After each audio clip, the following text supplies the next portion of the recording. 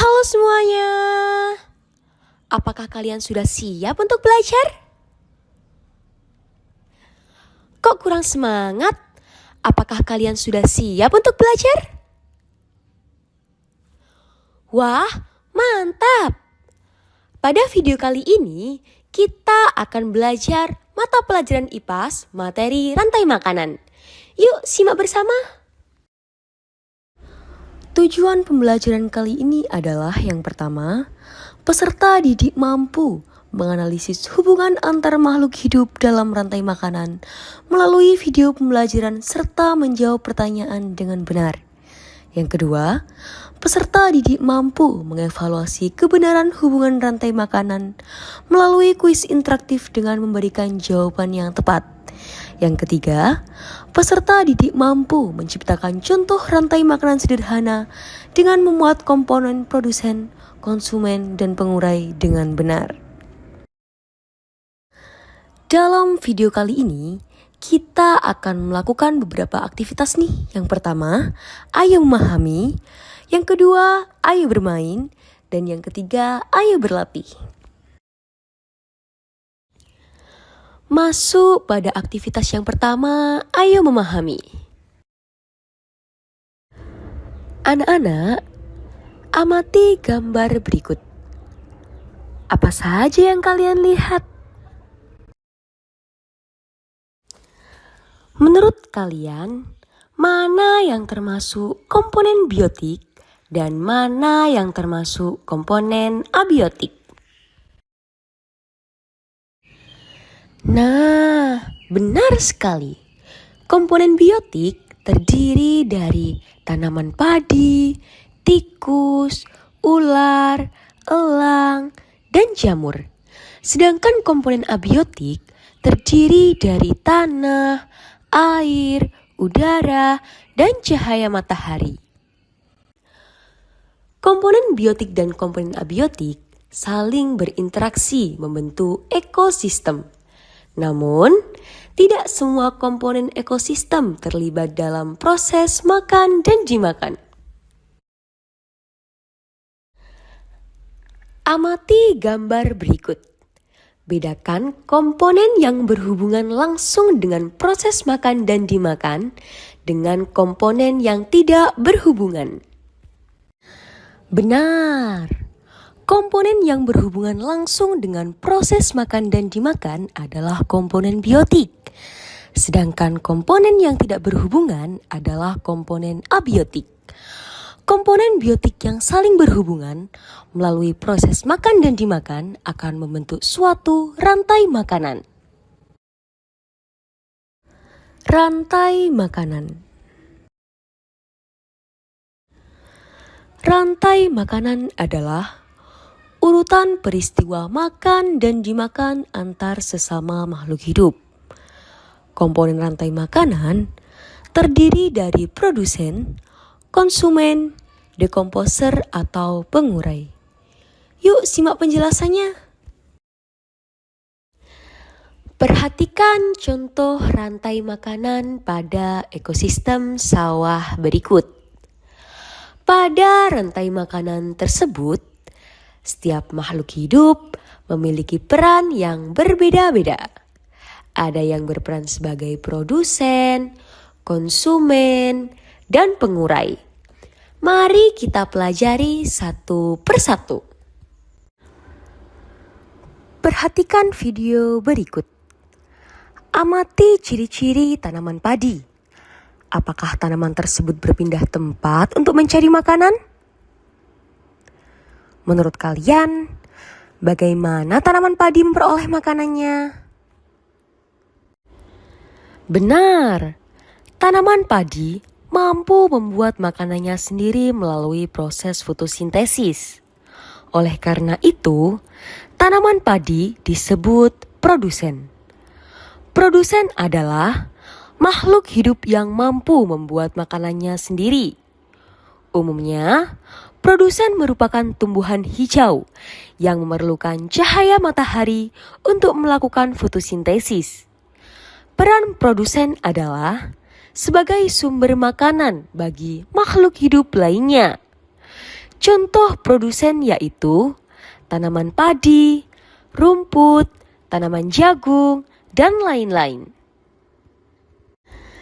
Perhatikan tikus di bawah ini.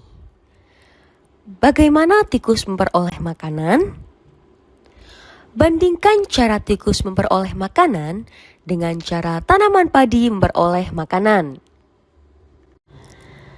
Benar, tanaman padi mampu membuat makanannya sendiri. Sedangkan tikus memperoleh makanan dengan cara makan padi. Oleh karena itu, tikus disebut konsumen tingkat 1. Konsumen tingkat 1 adalah makhluk hidup yang memperoleh makanan langsung dari produsen. Umumnya merupakan hewan herbivora. Perannya adalah memakan produsen dan menjadi sumber energi bagi konsumen berikutnya.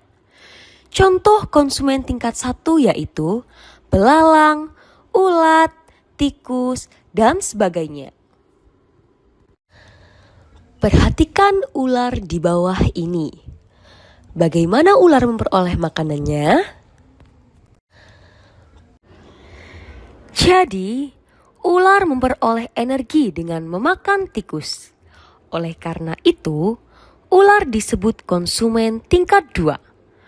Konsumen tingkat 2 adalah makhluk hidup yang memperoleh makanan dari konsumen tingkat 1 dan umumnya merupakan hewan karnivora atau insektivora. Perannya adalah memakan konsumen tingkat 1 sehingga membantu mengendalikan populasi herbivora. Contoh konsumen tingkat 2 yaitu ular, katak, kucing, dan lain-lain. Selanjutnya, perhatikan elang di bawah ini.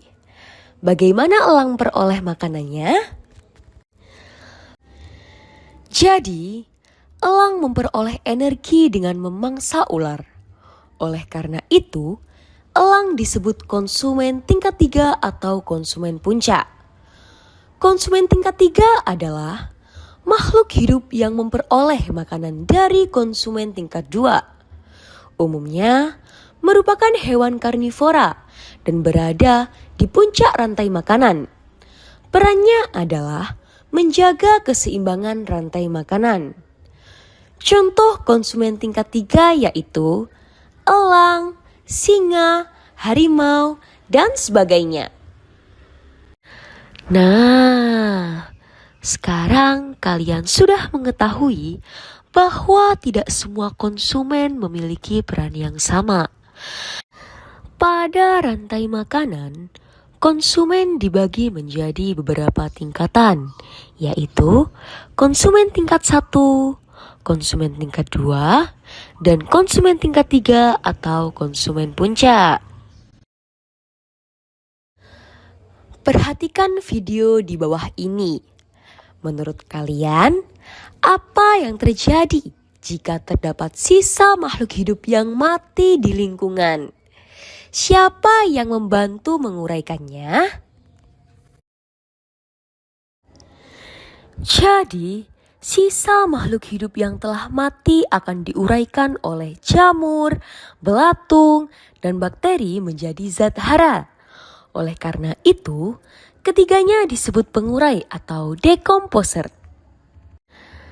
Pengurai adalah makhluk hidup yang menguraikan sisa makhluk hidup yang telah mati menjadi zat hara. Perannya adalah mengembalikan zat hara ke dalam tanah sehingga dapat dimanfaatkan kembali oleh tumbuhan. Contoh pengurai yaitu jamur, bakteri, dan belatung. Perhatikan rantai makanan berikut. Kelompokkan tanaman padi, belalang, katak, bangau, dan jamur ke dalam komponen produsen, konsumen, dan pengurai. Mari kita bahas bersama. Tanaman padi termasuk produsen karena mampu membuat makanannya sendiri. Belalang, katak, dan bangau termasuk konsumen karena memperoleh makanan dari makhluk hidup lain. Jika dilihat berdasarkan tingkatannya, belalang merupakan konsumen tingkat 1 karena memakan tumbuhan. Katak merupakan konsumen tingkat 2 karena memakan belalang. Dan bangau merupakan konsumen tingkat 3 karena memakan katak. Jamur termasuk pengurai karena menguraikan sisa makhluk hidup menjadi zat hara yang dapat dimanfaatkan kembali oleh tumbuhan.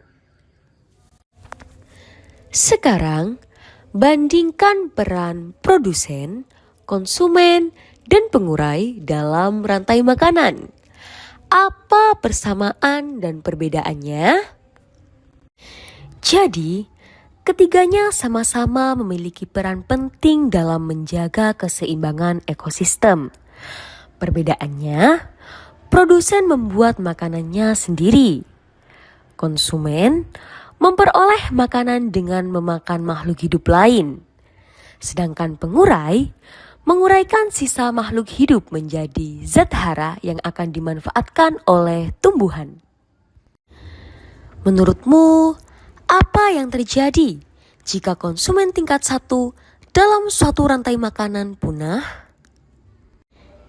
Jadi, jika konsumen tingkat 1 punah, jumlah produsen akan meningkat. Sedangkan konsumen tingkat 2 dan konsumen tingkat 3 akan kekurangan makanan yang menyebabkan populasinya menurun. Akibatnya, keseimbangan ekosistem terganggu. Memasuki aktivitas yang kedua, yaitu ayo bermain. Pada aktivitas ini, kalian akan bermain kuis melalui scan barcode yang telah disediakan.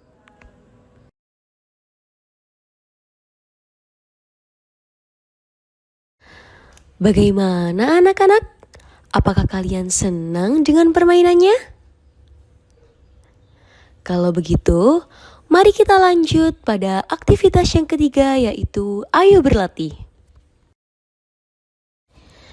Coba perhatikan lingkungan di sekitar kalian, baik di lingkungan sawah, kebun, hutan, sungai, laut, atau lingkungan sekitar rumah.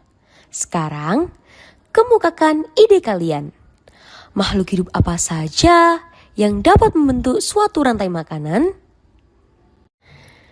Pikirkan urutan proses makan dan dimakan yang paling tepat agar membentuk suatu rantai makanan yang benar. Pastikan urutannya dimulai dari produsen, dilanjutkan dengan konsumen, kemudian diakhiri oleh pengurai. Sekarang, berdasarkan ide yang telah kalian rencanakan, buatlah sebanyak mungkin contoh rantai makanan yang berbeda. Kalian juga boleh menambahkan makhluk hidup lain yang sesuai. Selamat mengerjakan. Baik anak-anak, sebelum kita mengakhiri pembahasan kali ini, apakah ada hal yang ingin ditanyakan? Wah, tak terasa. Selesai sudah pembelajaran kita pada materi rantai makanan. Tepuk tangan untuk kita semua. Semoga pembelajaran ini bermanfaat. Sampai jumpa pada materi berikutnya.